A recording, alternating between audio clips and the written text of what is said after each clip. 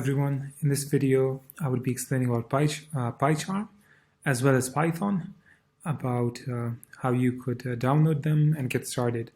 So to get started with Python, just go to python.org. I already have it pulled up here, so just click on downloads once you're on the main page, and then download the latest version for Mac. I have Mac installed here, so I'm just going to download it for Mac, and click on download. And once you download it, it's going to show up here in your downloads folder, and then just click on that. It's going to take a second. So just install Python. I already have it installed, so I'm just going to close this, and I'm going to go to terminal, but I'm going to use it. So since I have Python 3, I'm going to type in Python 3. For earlier versions, you don't need to type in Python 3, you just need to type in Python. But it's better to have the latest version, and it's better to have Python 3 because that's the latest version. That's the latest one. So we're gonna start Python 3, and once you start it, it's gonna show you Python terminal. You can input stuff here, but we're gonna get into that later. For now, let's just close the terminal, and let's go to PyCharm. So to get started with PyCharm, it's free, especially if you're an individual. So just download it, and once you download it, install it. Once you install it, it's gonna show up on your screen once you open it. So I have it open here, and in PyCharm, I'm just gonna click on File, New Project, and let's just make a new project.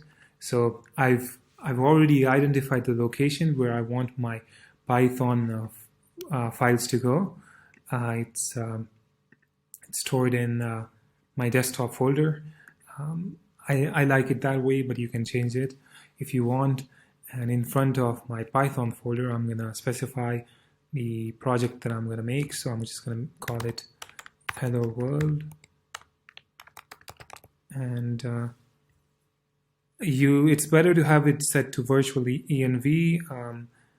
You can change this if you want, but that's how I set it up. So click on create, and I'm just going to make it inside this window because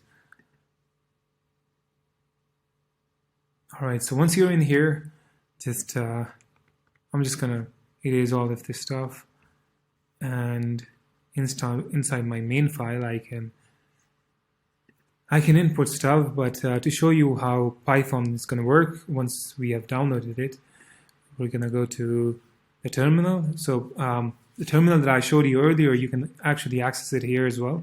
So we're going to go to terminal, and we're going to type in Python 3, and it's going to open up the same thing that we saw in terminal, and we can input stuff and let Python run.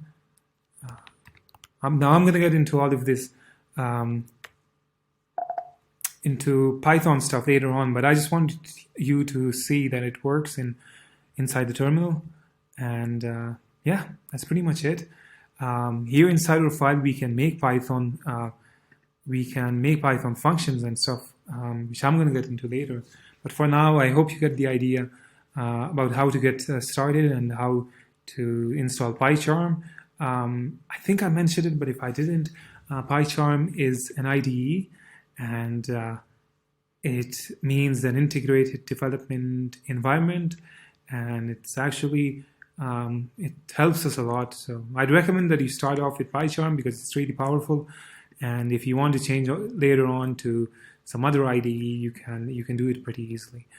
That's pretty much it for this video. Thank you for watching, and if you have any questions, please post them in the comment section. Thank you.